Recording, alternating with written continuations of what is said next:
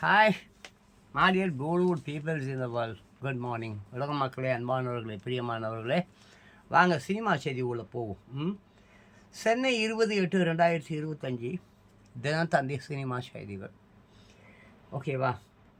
40 வயதானால் எல்லாம் முடிந்து விட்டதா என்ன? யார் சொல்கிறாங்கன்னா, கொந்தளிக்கும் காஜல் அகர்வால். 40 வயதானால் எல்லாம் முடிந்து விட்டதா என்ன? கொந்தளிக்கும் காஜல் அகர்வால்.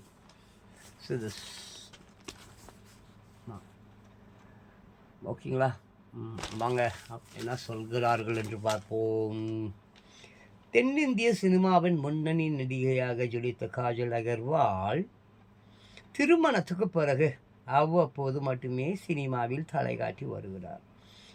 இந்தியன் 3 படத்தில் நடித்து முடித்துள்ள அவர் தற்போது ராமாயணா படத்தில் நடித்து வருகிறார். ஒரு காலத்தில் சினிமாவின் முன்னணி நடிகையாக கோலோச்சிய காஜல் அகர்வால் விட்ட இடத்தை பிடிக்க துடிக்கிறாராம். உடற்பயிற்சி மூலம் உடலையும் கட்டுக்கோப்பாக்கி வருகிறார். மீண்டும் சினிமாவில் ஒரு ரவுண்டு வர காத்திருக்கும் காஜல் அகர்வாலிடம் 40 வயதை கடந்த நிலையில் மீண்டும் சினிமாவில் சாதிக்க வந்துள்ளதற்கு வாழ்த்துக்கள் என்று சொல்ல நடிகை கொந்தளித்து விட்டாராம். 40 வயதானால் எல்லாம் முடிந்து விட்டது என்று அர்த்தம் இல்லை. திறமைக்கு வயது தடையாக இருக்காது. இனி அப்படி கேட்காதீர்கள் என்று சொல்லிவிட்டாராம். ஓகே, அடுத்தது பார்த்தீங்கன்னாக்க ஒரு செய்தி. 46 ஆண்டுகளுக்கு பிறகு சம்பவமா? ரஜினி கமல் கூட்டணியில் புதிய படம், ரசிகர்கள் எதிர்பார்ப்பு. ரஜினி கமல் கூட்டணியில் படம் என்றால் பெரிய உலகமே அதிருமே. ஆமாம், 46 ஆண்டுகளுக்கு பிறகு சம்பவமா? ரஜினி கமல் கூட்டணியில் புதிய படம், ரசிகர்கள் எதிர்பார்ப்பு. தமிழ் சினிமாவின் முன்னணி டைரக்டரான லோகேஷ் கனகராஜ் இயக்கி ரஜினிகாந்த் நடித்த கூலி திரைப்படம் கடந்த 14ஆம் தேதி வெளியாகி ஓடிக்கொண்டு இருக்கின்றது. இந்த நிலையில் லோகேஷ் கனகராஜ் இயக்கும் புதிய படத்தில் ரஜினிகாந்தும் கமலஹாசனும் இணைந்து நடிக்க போவதாக பேசப்படுகிறது. இந்த புதிய படத்தை கமலஹாசனின் ராஜ்கமல் ஃபிலிம் இன்டர்நேஷனல் தயாரிக்கப் போவதாகவும் தகவல் வெளியாகி இருக்கிறது. தற்போது ரஜினிகாந்த் ஜெயிலர் 2 படத்தில் நடித்து கொண்டு இருக்கிறார். இந்தியன் 3 படத்தில் நடித்துள்ள கமலஹாசன் அடுத்து SU அருண்குமார் இயக்கத்தில் நடிக்கப் போவதாக பேசப்படுகிறது. அதேவேளை லோகேஷ் கனகராஜ் கைதி படத்தின் 2ஆம் பாகத்தை எடுக்கப் போவதாக அறிவித்து உள்ளார். இந்த படங்கள் முடிந்த நிலையில் ரஜினி கமல் இணையும் புதிய படத்தை லோகேஷ் கனகராஜ் இயக்கலாம் என எதிர்பார்க்கப்படுகிறது. அபூர்வ ரகங்கள் 3 முடிச்சு அவர்கள் 16 வயது நிலை நினைத்தாலே இனிக்கும் லாவுதீனும் அற்புத விளக்கும் படங்கள் வரிசையில் 46 ஆண்டுகளுக்கு பிறகு தமிழ் சினிமாவில் 2 உச்ச நட்சத்திரங்கள் இணைந்து நடிக்கப் போவதாக எழுந்திருக்கும் தகவல் ரசிகர்களிடம் மிகப்பெரிய எதிர்பார்ப்பை ஏற்படுத்தி இருக்கிறது. ஓகே, நல்ல விஷயம், நாமும் வரவேற்போம். புதிய படத்தில் கிசு காதல் ஜோடி. கைதி, மாஸ்டர், விக்ரம் படங்களில் மிரட்டல் வில்லனாக நடித்த அர்ஜுன் தாஸ் தற்போது கதாநாயகனாக நடித்து வருகிறார். தெலுங்கு, மலையாளம், இந்தி படங்களிலும் பிஸியாக நடித்து வருகிறார். இந்த நிலையில் பாலாஜி மோகன் இயக்கத்தில் உருவாகும் புதிய வெப் தொடரில் அர்ஜுன் தாஸ் நடிக்கிறார். அவருக்கு ஜோடியாக ஜெகமே தந்திரம், கட்டா குஸ்தி, பொன்னியின் செல்வன், தக் லைஃப், மாமன் படங்களில் நடித்த ஐஸ்வர்யா லட்சுமி நடிக்கிறாராம். அர்ஜுன் தாஸும் ஐஸ்வர்யா லட்சுமியும் காதலிப்புவதாக கிசுகிசுக்கப்பட்டது. இருவரும் நெருக்கமாக எடுத்துக்கொண்ட புகைப்படங்கள் வைரல் ஆனது. ஆனால் இருவருமே இதனை மறுத்தனர். இந்த நிலையில் கிசு கிசு காதல் ஜோடியான இவர்கள் புதிய படத்தில் இணைந்திருப்பது பரபரப்பாக பேசப்படுகிறது. காட்சிகளும் கலர்ஃபுல்லாக எடுக்கப்படுகிறதாம். ஐஸ்வர்யா லட்சுமி, அர்ஜுன் தாஸ். இதோ பாருங்கள்,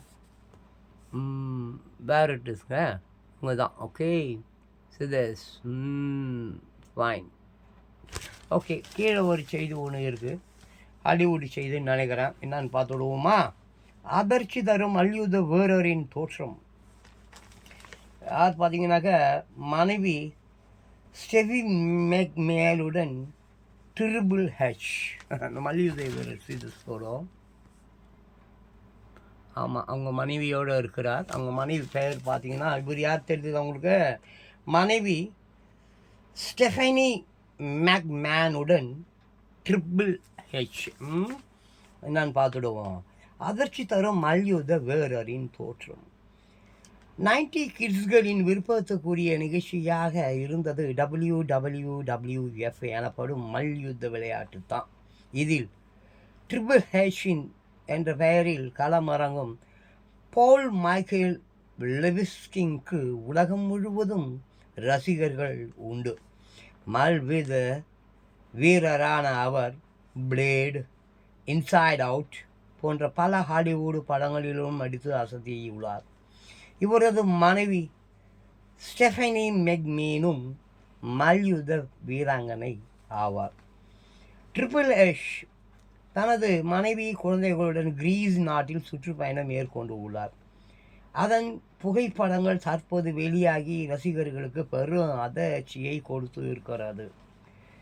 திரண்ட மார்பு, நீண்ட கூந்தல், 6 பேக் உடற்கட்டுடன் வலம் வந்த ட்ரிபிள் ஹெச் தற்போது தொப்பை விழுந்த உடலுடன் வயதான தோற்றத்தில் இருப்பதை கண்ட ரசிகர்கள், நம்ம ட்ரிபிள் ஹெச்சா இது என அதிர்ச்சி வாயடைத்து போகிறார்கள்.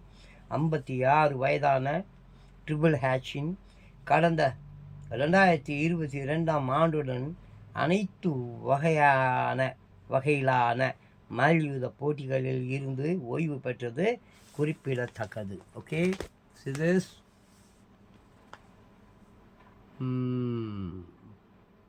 நைஸ், நல்ல விஷயம். அவ்வளோதான். வேறு பார்த்தீங்கன்னாக்க, இதில் சினிமா செய்திகள் அவ்வளோதான், வேறு சினிமா செய்திகள் இல்லை. மற்ற செய்திகள் ஒரு 2 செய்திகள் இருக்குது, அதையும் அப்படியே கூட சேர்த்து வாசிச்சுடுறேன்.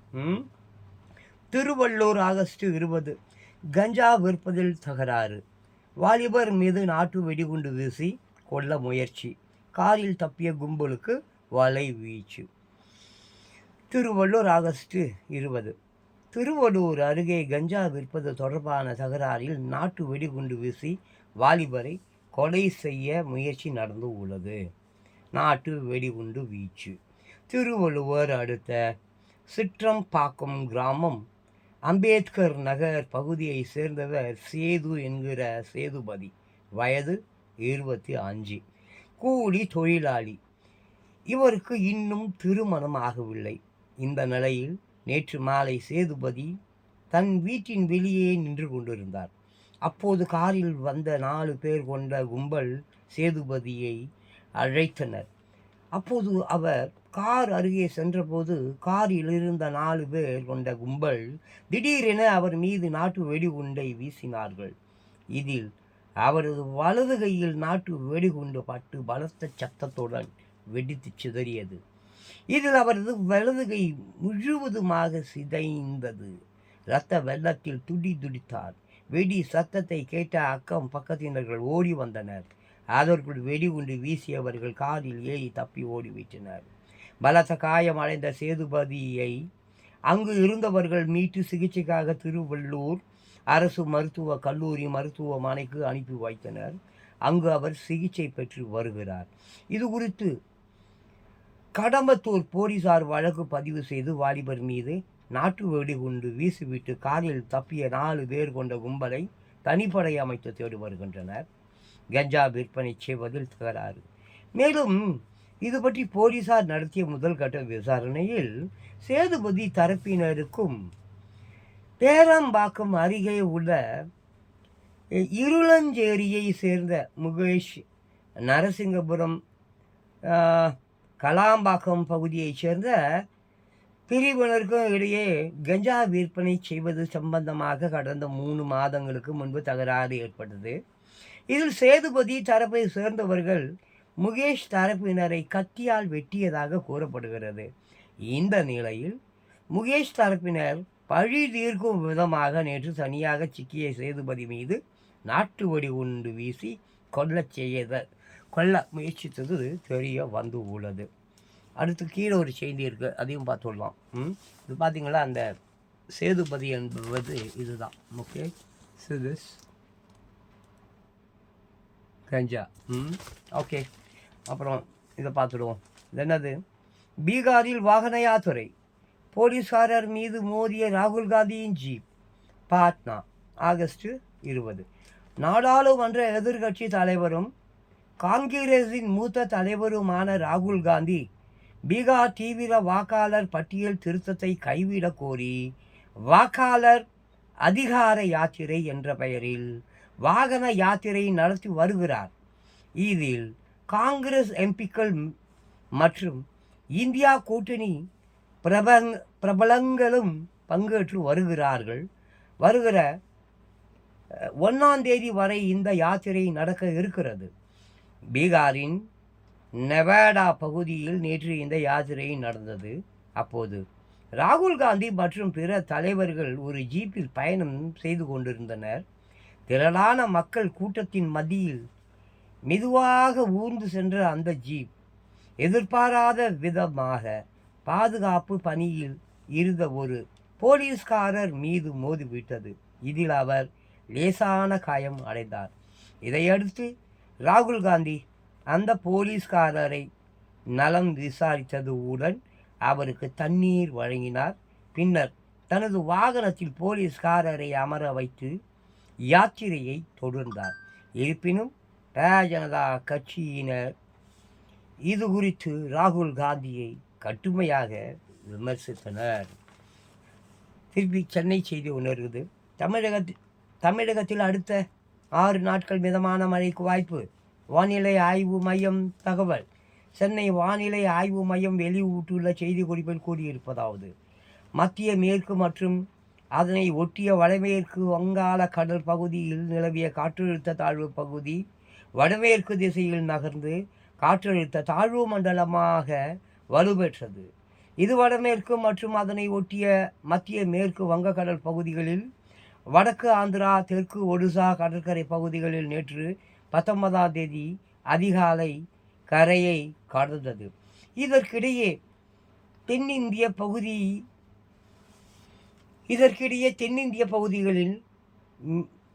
பகுதிகளின் மேல் ஒரு வளிமண்டல மேலடுக்கு சுழற்சி நிலவுகிறது.